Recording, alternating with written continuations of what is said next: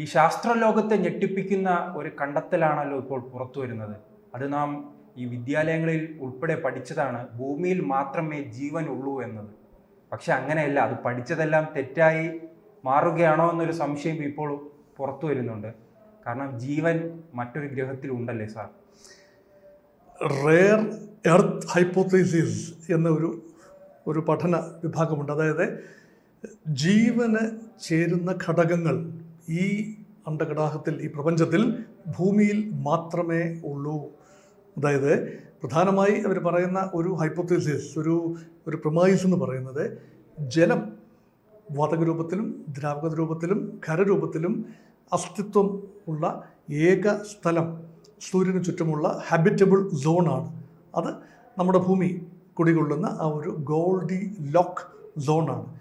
അപ്പോൾ ആ ഒരു നല്ല ഒരു വലിയ തണുപ്പോ വലിയ ചൂടോ ഇല്ലാത്തതും, വലിയ തോതിൽ കാന്തിക വലയം, ഭൂമിക്ക് കാന്തിക വലയമുണ്ട്. കാന്തിക വലയത്തിൻ്റെ പ്രഭാവത്തിൽ ഈ അപകടകരമായ റേസൊക്കെ വരാതെ ഇരിക്കും. അതുമാത്രമല്ല, സ്വന്തം അച്ചുതണ്ടിൽ കറങ്ങാൻ കഴിയുക, ഋതുക്കൾ മാറി മാറി വരിക, ദിവസം രാത്രിയും പകലുമായി വരിക, ഇതെല്ലാം ഒരുപാട് ഘടകങ്ങൾ ചേരുന്ന അത്യപൂർവമായ ഒരു ഇടത്താണ് പ്രപഞ്ചത്തിൽ ഭൂമി, സൗരയൂഥത്തിൽ സൂര്യന് ചുറ്റും. അതുപോലെയുള്ള ഗ്രഹങ്ങൾക്ക് വേണ്ടിയുള്ള അന്വേഷണം ഏറെക്കാലമായി മനുഷ്യൻ്റെ ഒരു പദ്ധതിയിലുണ്ട്. അതനുസരിച്ചാണ് ഹബിൾ ടെലിസ്കോപ്പ് മുൻപ് വിക്ഷേപിച്ചതും പിന്നീട് 2021 ഡിസംബറിൽ ജെയിംസ് വെബ് സ്പേസ് ടെലസ്കോപ്പ് വിക്ഷേപിക്കുന്നതും. ഇപ്പോൾ ഭൂമിയിൽ നിന്നും വളരെ അകലെ നിന്നുകൊണ്ട് വളരെ ശക്തമായ ലെൻസ് ഉപയോഗിച്ച് ഔട്ടർ വേൾഡുകളിലേക്ക്, സൗരയൂഥത്തിന് വളരെ പുറത്തോട്ട്, പ്രപഞ്ചത്തിന് ഉത്പത്തി കാലത്ത് തന്നെ പുറപ്പെട്ട ഈ കണികകൾ അല്ലെങ്കിൽ പ്രകാശം സ്പോട്ട് ചെയ്യത്തക്ക രീതിയിൽ ഇൻഫ്രാറെഡ് റേസ് ഉൾപ്പെടെ കളക്ട് ചെയ്ത് അത് വിശകലനം ചെയ്യാൻ കഴിയുന്ന ഒരു സാങ്കേതിക വിദ്യയാണ് James Webb space telescope, JWST എന്ന് പറയും. അതുപയോഗിച്ച് കേംബ്രിഡ്ജിലെ ഇന്ത്യൻ വംശജനായ ഡോക്ടർ നിക്കു മധുസൂദനൻ എന്ന വ്യക്തി നടത്തിയ റിസർച്ചിൽ, അദ്ദേഹം ഉൾപ്പെടുന്ന ടീം നടത്തിയ റിസർച്ചിൽ കണ്ടെത്തിയിരിക്കുന്നു, 1 planet 124 light years from earth, ഭൂമിയിൽ നിന്നും 124 പ്രകാശവർഷം, ഒരു വർഷം കൊണ്ട് പ്രകാശം സഞ്ചരിക്കുന്ന ദൂരമാണ് പ്രകാശവർഷം. അപ്പം 124 പ്രകാശവർഷം എന്ന് പറഞ്ഞാൽ ശതകോടിക്കണക്കിന്, ട്രില്യൺസ് ഓഫ് കിലോമീറ്റേഴ്സ് എവേ. ആ ഗ്രഹത്തിൽ ഒരു ഹൈസിയൻ വേൾഡ് ഉണ്ട്. അവിടെ K2-18b എന്ന പേരുള്ള ഒരു ഗ്രഹം, അതൊരു ഹൈസിയൻ വേൾഡാണ്. അതായത് ഒരു റെഡ് ഡ്വാർഫ്, ചുവന്ന കുള്ളൻ സൂര്യൻ, നമ്മുടെ സൂര്യനേക്കാൾ ചെറിയ പിണ്ഡമുള്ള ഒരു ചുവന്ന സൂര്യൻ, ചെറിയ കുള്ളൻ സൂര്യൻ, അതിന് ചുറ്റും കറങ്ങുന്ന ഭൂമിയുടെ 2.5 ഇരട്ടി വലിപ്പമുള്ളതും 8 ഇരട്ടി ഭാരമുള്ളതുമായ ഒരു ഹൈസിയൻ വേൾഡ്, അതായത് ജല ആവരണമുള്ള ലോകം. നമ്മുടെ ഭൂമിയുടെ ഒരു 2/3 കടലും 1/3 കരയുമാണ്. ഇത് മുഴുവൻ കടലുകളാൽ ചുറ്റപ്പെട്ട, ഒരു പക്ഷേ 100 കണക്കിന് കിലോമീറ്ററുകൾ താഴെ ആഴമുള്ള വലിയ സമുദ്രങ്ങളാകാം. അതുകൊണ്ടാണ് ഈ ഭാരം കൂടുതൽ ഉള്ളത്. അവിടെ ജീവൻ്റെ കണികകൾ, ജീവൻ ഉള്ള എന്തെങ്കിലും ആൽഗേ അല്ലെങ്കിൽ ഫംഗായി അങ്ങനെയുള്ള കാര്യങ്ങൾ പുറപ്പെടുവിക്കുന്ന ചില തന്മാത്രകൾ കണ്ടെത്തി. അത് സ്പെക്ട്രോസ്കോപ്പി അനുസരിച്ച് കണ്ടെത്തിയതാണ് ജെയിംസ് വെബ് ടെലിസ്കോപ്പ്. ശാസ്ത്രലോകത്ത് ഇപ്പോൾ ഇന്ത്യയുടെ സംഭാവനകൾ വളരെ വലുതാണ്. കാരണം പുതുതലമുറയിൽപ്പെട്ട അനേകം ശാസ്ത്രജ്ഞന്മാർ വളർന്നു വരുന്നുണ്ട് ഇന്ത്യയിൽ നിന്നും. അവർ വിദേശങ്ങളിലാണ് കൂടുതൽ പേരും വർക്ക് ചെയ്യുന്നതെങ്കിൽ അതിന് സമാനമായാണല്ലേ ഈ മധുസൂദനൻ? അതിന് സമാനമായ മധുസൂദനാണ് മെച്ചപ്പെട്ട. അതുകൊണ്ടാണ് നമ്മുടെ ഇന്ത്യയിൽ നിന്നും പുറത്തേക്ക് പലരും പോകുന്നതിൻ്റെ ഒരു അടിസ്ഥാനം മെച്ചപ്പെട്ട റിസർച്ച് ക്ലൈമറ്റ് ഉണ്ട്. ഇത് കേംബ്രിഡ്ജ് യൂണിവേഴ്സിറ്റി നടത്തിയ ഒരു പഠനമാണ്. പക്ഷെ അവർ ഉപയോഗിച്ചിരിക്കുന്നത് നാസയുടെ സ്പേസ് ടെലിസ്കോപ്പായ ജെയിംസ് വെബാണ്. അതിനു മുമ്പ് ഈ ഹബിൾ ടെലിസ്കോപ്പ് നൽകിയ 2019 നൽകിയ ചില സൂചനകളും ഇതിനകത്തുണ്ട്. ഇത് 2015 കണ്ടെത്തിയ ഗ്രഹമാണ്. ഈ ഗ്രഹം കുറേ കാലമായിട്ട് പഠന വിധേയം തന്നെയാണ്. പക്ഷേ ഇത്ര ക്ലിയറായിട്ട് ഈ K2-18b എന്ന് പറയുന്ന ആ ഒരു ഗ്രഹം, ആ ഗ്രഹത്തിൽ നിന്നും വരുന്ന 2 തന്മാത്രകളാണ്, 2 കെമിക്കൽ ജീവൻ ലൈഫ് സിഗ്നേച്ചേഴ്സ് ഉള്ള 2 കാര്യങ്ങളാണ്. ഒന്ന് ഡൈമീഥൈൽ ഹൈഡ്രേറ്റ്, അതൊന്ന്. ഡൈമീഥൈൽ ഡൈഹൈഡ്രേറ്റ്, ഇത് രണ്ട് വ്യത്യസ്തമായ കണികകൾ. ഇത് ഈ ഭൂമിയിലൊക്കെയുള്ള ഓഷ്യൻസിൽ ഉള്ള ഫൈറ്റോപ്ലാങ്ക്ടൺസ് അല്ലെങ്കിൽ ഫംഗൈ പോലെയുള്ള ചെറിയ ഏകകോശജീവികളും സസ്യങ്ങളും ചെറിയ പായൽ പൂപ്പ് പോലെയുള്ള കാര്യങ്ങൾ അതിൽ നിന്നും എമിറ്റ് ചെയ്യുന്ന റേസ് ഒരു കണികകളാണ്. അത് അന്തരീക്ഷത്തിൽ തങ്ങി നിൽക്കുകയും ആ കണികകളെ കൃത്യമായി അളക്കാൻ കഴിയുകയും ചെയ്തപ്പോൾ ഭൂമിയിൽ അവൈലബിൾ ആയതിനേക്കാൾ കൂടുതൽ സാന്ദ്രതയിൽ ഈ 2 എലമെൻറ്റ്സ് അല്ലെ 2 കണങ്ങൾ കാണുകയാണ്. അതിനർത്ഥം അവിടെ ഏതാണ്ട് 3% മാത്രമാണ് അതിനുള്ള സാധ്യത, തെറ്റിപ്പോകാനുള്ള സാധ്യത. ഇപ്പോൾ ഭൂമിയിൽ അഗ്നിപർവ്വത സ്ഫോടനം കൊണ്ടോ ഭൂമികുലുക്കം കൊണ്ടോ ഒന്നും ഇതുപോലെയുള്ള ഡൈമീഥൈൽ ഡൈഹൈഡ്രേറ്റും ഡൈമീഥൈൽ ഹൈഡ്രേറ്റും ഉണ്ടാകാനുള്ള ഡൈമീഥൈൽ സൾഫൈഡും ഉണ്ടാകാനുള്ള സാധ്യത കുറവാണ്. അപ്പോൾ ഡൈമീഥൈൽ സൾഫൈഡ് ഉണ്ടാകണമെങ്കിൽ ജീവനുള്ള എന്തെങ്കിലും ഒരു വസ്തു അതിൽ നിന്ന് പുറന്തള്ളുന്ന ഈ ചൊവ്വയടക്കമുള്ള പലയിടങ്ങളിലും ഉപഗ്രഹങ്ങളിലും അങ്ങനെ മുൻപും ഇത്തരം പരീക്ഷണങ്ങൾ നടത്തിയിട്ടുണ്ടല്ലോ. പക്ഷെ അതെല്ലാം ഇപ്പോൾ മുന്നോട്ട് പോകുന്നുണ്ടോ എന്ന് സംശയമാണ്. കാരണം ഇത് ഈ പരീക്ഷണങ്ങൾ നടത്തുന്ന രാജ്യങ്ങൾക്ക് വലിയ രീതിയിൽ സാമ്പത്തിക ബുദ്ധിമുട്ട് വരുത്തി വയ്ക്കുന്നതായി പലരും ചൂണ്ടിക്കാട്ടുന്നുണ്ട്. അപ്പോൾ ആ സാഹചര്യത്തിൽ ഇതെങ്ങനെയായിരിക്കും മുന്നോട്ട് പോവുക? ഇത് തീർച്ചയായും അവിടെ പോയി ഒരു ജീവിതകാലത്ത് അവിടെ ചെന്ന് ഒരു മാൻ മിഷൻ ഒരിക്കലും സാധ്യമല്ല. ആകെ സാധ്യമാകുന്നത് അവിടുന്ന് ലഭിക്കുന്ന ഡേറ്റ, അതായത് ട്രാൻസിറ്റ് മെത്തേഡ് എന്ന് പറയും. അതായത് ഒരു ഗ്രഹം അതിൻ്റെ സൂര്യനെ വലം വയ്ക്കുമ്പോൾ, അതിന് നക്ഷത്രം അതാണ് സൂര്യൻ, വലം വയ്ക്കുമ്പോൾ അവിടെ ഒരു നിഴൽ പോലെ ഉണ്ടാകും.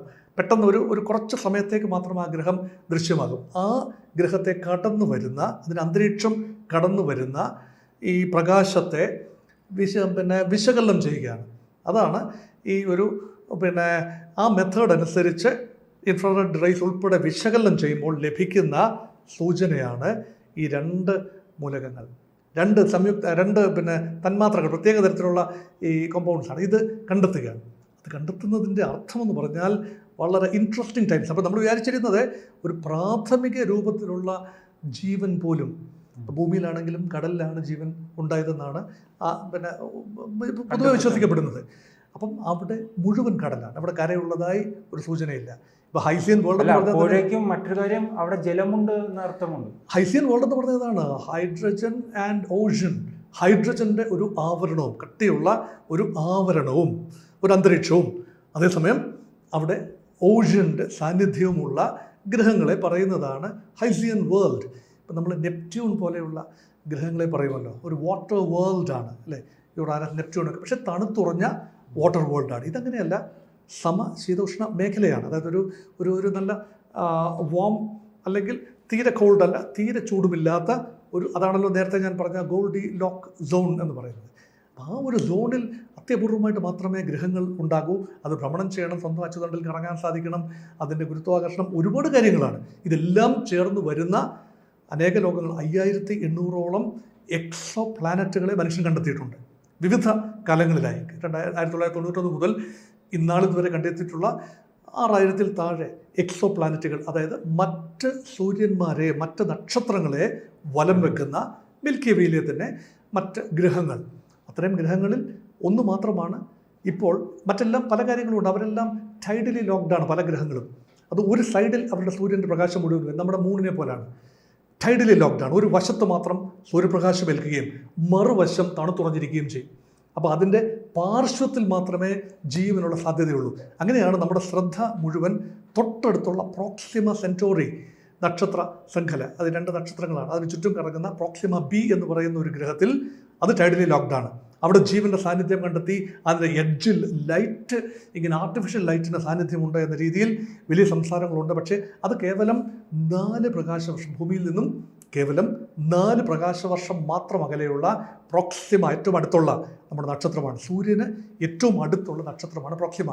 അപ്പോൾ ആ ഒരു നക്ഷത്രത്തിൻ്റെ ഒരു ഗ്രഹം, അവിടെ ജീവൻ്റെ സാധ്യതയുള്ള 2-3 ഗ്രഹങ്ങൾ ആ മേഖലയിലുണ്ട്. അതിലേക്കായിരുന്നു പരീക്ഷണങ്ങൾ. ഇതിപ്പോൾ 4 അല്ല 124 പ്രകാശവർഷം അകലെ എന്ന് പറയുമ്പോൾ ഒരു രീതിയിലും നമുക്ക് എത്തിപ്പെടാൻ സാധ്യതയില്ലാത്ത ഒരു മേഖലയാണ്. തലമുറകൾ കഴിഞ്ഞാൽ പോലും നമ്മുടെ ടെക്നോളജി, നിലവിലുള്ള ടെക്നോളജി എത്ര വളർന്നാലും ഇപ്പോഴത്തെ നിലയിൽ നേരിട്ട് പോയി സ്ഥിരീകരിക്കാനാവാത്തതും എന്നാൽ ശാസ്ത്രത്തിൻ്റെ സഹായത്തോടു കൂടി കൃത്യമായ വിശകലനം ചെയ്യാവുന്നതുമായ ഒരു കാര്യമാണ്. ഒറ്റ കാര്യത്തിൽ മാത്രമാണ് ശ്രദ്ധ. Are we alone? നമ്മൾ ഒറ്റയ്ക്കാണോ? ഈ ജീവൻ, ഈ ഭൂമിയിലെ ജീവൻ അത്യപൂർവമാണോ? ഒരിടത്ത് കണ്ടുപിടിച്ചാൽ അതിനർത്ഥം എന്താണ്? സർവ്വസാധാരണമാണ്, അല്ലേ? ഈ നമ്മുടെ 2 ട്രില്യൺ ഗാലക്സികളുണ്ടെന്നാണ് പറയുക. അതിൽ ഒരു ഗാലക്സി മാത്രമാണ് മിൽക്കി വേ. അതിൽ തന്നെ ട്രില്യൺസ് ഓഫ് ഗ്രഹങ്ങളാണുള്ളത്, billions of stars and trillions of planets. അത്രയും കാര്യങ്ങൾ. കാരണം ഭൂമിയിൽ ആകെയുള്ള മൺതരികളെക്കാൾ കൂടുതൽ എണ്ണം നക്ഷത്രങ്ങളും ഗ്രഹങ്ങളും ഈ പ്രപഞ്ചത്തിലുണ്ട്. ഒബ്സർവബിൾ യൂണിവേഴ്സിൻ്റെ കേവലം ഒരു 5% മാത്രമാണ് നമ്മൾ കാണുന്നത്, നമ്മൾ അറിയുന്ന ഒരു മാറ്റർ ഉള്ളത്, പ്രകാശവുമായി പ്രതിഫലിക്കുന്ന മാറ്റർ ഉള്ളത്. മറ്റേത് ഡാർക്ക് മാറ്റർ ആൻഡ് ഡാർക്ക് എനർജിയാണ്. അതേക്കുറിച്ച് അജ്ഞാതമാണ്. കവികൾ പറയുന്നത് പോലെ അനന്തം അജ്ഞാതം അവർണ്ണനീയം. അവിടുത്തെ ഒരു ചെറിയ വർണ്ണന ഈ രൂപത്തിൽ വരുന്നു എന്ന് പറയുമ്പോൾ മാനവരാശിയുടെ പ്രയാണത്തിലെ ഏറ്റവും പ്രധാനപ്പെട്ട കണ്ടുപിടുത്തങ്ങളിൽ ഒന്നാകുമോ ഇത്? ഇതിന് പൂർണ്ണമായ സ്ഥിരീകരണം ഇപ്പോൾ ലഭ്യമല്ല. പ്രസിദ്ധീകരണം നടത്തിയ ഒരു കാര്യമാണ്, പിയർ റിവ്യൂഡ് ജേർണലുകളിൽ പ്രസിദ്ധീകരിച്ചിരിക്കുന്നു. പക്ഷേ അതിൻ്റെ ക്രിട്ടിക്കൽ ഫാക്ടേഴ്സ് ഉണ്ട്. ഒരു 3% എറർ ഫാക്ടർ അവിടെ കാണുന്നു. മറ്റെന്തെങ്കിലും കാരണത്താൽ ഈ കണികകൾ ഡൈമീഥൈൽ ഡൈഹൈഡ്രേറ്റ് അല്ലെങ്കിൽ ഹൈഡ്രേറ്റ്. ഇത് ശരിയാണെങ്കിൽ ഉടൻ തന്നെ ഇലോൺ മസ്കിനെ അവിടെ പ്രതീക്ഷിക്കല്ലേ? ഇലോൺ മസ്കിൻ്റെ ചിന്തകൾ ഇങ്ങനെ വ്യാപരിച്ചുകൊണ്ടേയിരിക്കും. ചൊവ്വാഗ്രഹം വരെ എത്തിയിട്ടുള്ളൂ. മസ്കിൻ്റേത് തൊട്ടടുത്തുള്ള കയ്യെത്തും ദൂരത്തുള്ള ചൊവ്വാഗ്രഹം. അതിൽ നിന്ന് എത്രയോ അകലെയാണ്. 124 പ്രകാശവർഷം അകലെയുള്ള ഈ ഹൈസിയൻ വേൾഡ്. അതുകൊണ്ട് ശാസ്ത്രം ഇനിയും അതാണ് മാനവരാശിയെ നിലനിർത്തുന്നത് തന്നെ. ഈ അന്വേഷണ ത്വരയാണ്. Spirit of enquiry and spirit of reform. നമ്മുടെ ഭരണഘടനയിൽ തന്നെ പറഞ്ഞിട്ടുള്ള കാര്യമാണ്. നിരന്തരമായി അന്വേഷിച്ചുകൊണ്ടിരിക്കുക. താൻ ആരെന്ന് അന്വേഷണം എന്ന് പറഞ്ഞത് പ്രാപഞ്ചിക അന്വേഷണത്തിൽ നിന്നുകൊണ്ടാണ് നമ്മൾ നമ്മുടെ തന്നെ സ്വത്വം ഐഡൻറ്റിറ്റി കണ്ടെത്തുന്നത്. ഉള്ളിലേക്ക് നോക്കുന്നതോടൊപ്പം പുറത്തേക്ക് നോക്കുക, അതിൽ നിന്ന് ഊർജ്ജം സംഭരിച്ചുകൊണ്ട് ഉള്ളിലേക്ക് നോക്കുക. ഇതാണല്ലോ സയൻസിൻ്റെ ആത്യന്തികമായ ലക്ഷ്യം.